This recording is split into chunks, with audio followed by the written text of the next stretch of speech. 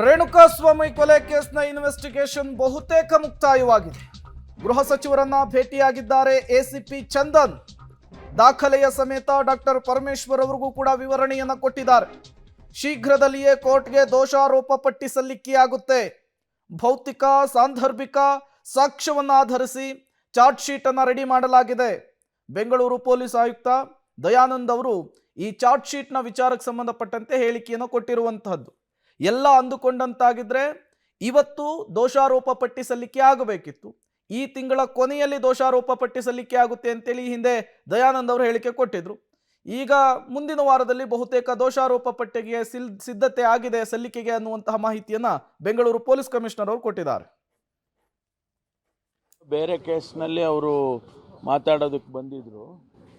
Some educational ಇನ್ಸ್ಟಿಟ್ಯೂಷನ್ಸ್ಗಳದ್ದು ಕೇಸಲ್ಲಿ ಮಾತಾಡೋದಕ್ಕೆ ಬಂದಿದ್ರು ಅಷ್ಟೇ. ಬೇರೆ ದರ್ಶನ್ದೇನಿಲ್ಲ. ದರ್ಶನ್ ಅವ್ರು ಮಾಡ್ಕೊಳ್ತಾರೆ. ಅದು ಅವ್ರಿಗೆ ಬಿಟ್ಟಿದ್ದು.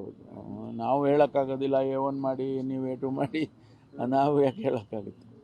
ಅವ್ರಿಗೆ ಬಿಟ್ಟಿದ್ದು. ಇವರು ತನಿಖೆಗೆ ಆರ್ಡರ್ ಮಾಡಿದ್ದೀವಲ್ಲ, ಅಲ್ಲಿ ನಮ್ಮ ಚಂದ್ರಗುಪ್ತ ಅಂತ ಹೇಳಿ IPS ಆಫೀಸರ್ನ ಇನ್ವೆಸ್ಟಿಗೇಷನ್ ಮಾಡೋದಕ್ಕೆ ಆರ್ಡರ್ ಮಾಡಿದ್ದೀನಿ. ಅವ್ರು ಮಾಡ್ತಾರೆ. ಅದಾದಮೇಲೆ ನೋಡೋಣ ಏನು ವರದಿ ಬರುತ್ತೆ ಏನು. ಪರಪ್ಪನಗರ ಕೇಂದ್ರ ಕಾರಾಗೃಹದಲ್ಲಿ ಆಗಿರ್ತಕ್ಕಂಥ ಕೆಲವು ಅವ್ಯವಹಾರಗಳು ಮತ್ತು ಇಲ್ಲಿಗಲ್ ಆ್ಯಕ್ಟಿವಿಟೀಸ್ಗಳ ಬಗ್ಗೆ ಈಗ 3 ಪ್ರಕರಣಗಳು ಈಗಾಗಲೇ ದಾಖಲಾಗಿದ್ದಾವೆ. ತನಿಖೆ ನಡೀತಾ ಇದೆ. DCP ಸೌತ್ ಈಸ್ಟ್ ಅವರು ಈ ತನಿಖೆಯ ಮೇಲ್ವಿಚಾರಣೆಯನ್ನು ನಡೆಸ್ತಾರೆ. ಸರ್, ಚಾರ್ಜ್ ಶೀಟ್ ಯಾವಾಗ? ಚಾರ್ಜ್ ಶೀಟು ಆದಷ್ಟು ಶೀಘ್ರದಲ್ಲಿ ಹಾಕ್ತೇವೆ. ಈಗಾಗಲೇ ಚಾರ್ಜ್ ಶೀಟ್ ರೆಡಿಯಾಗಿದೆ. ಎಲ್ಲ ವರದಿಗಳು ಕೈ ಸೇರಿದ್ದಾವೆ.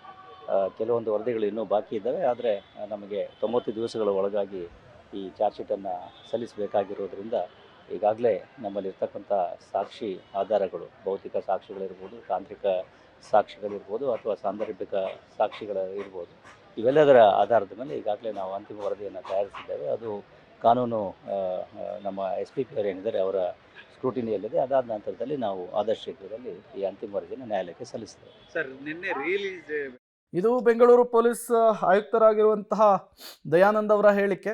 ಆದಷ್ಟು ಬೇಗ ದೋಷಾರೋಪ ಪಟ್ಟಿ ಸಲ್ಲಿಕೆಯನ್ನು ಮಾಡ್ತೇವೆ ಅಂಥೇಳಿ. ಈಗ ಬಹುತೇಕ ಎಲ್ಲ ಜನರ ಚಿತ್ತ ಇರುವಂತಹದ್ದು ಆ ಕಡೆನೆ. ಈ ದೋಷಾರೋಪ ಪಟ್ಟಿ ಸಲ್ಲಿಕೆಯಲ್ಲಿ ದರ್ಶನ್ ಪಾತ್ರ ಏನು, ಪವಿತ್ರ ಗೌಡ ಪಾತ್ರ ಏನು, ಎಲ್ಲವನ್ನು ಕೂಡ ವಿವರಿಸುವ ಕೆಲಸ ಸಾಕ್ಷಿ ಸಮೇತ ಆಗಿರುತ್ತೆ.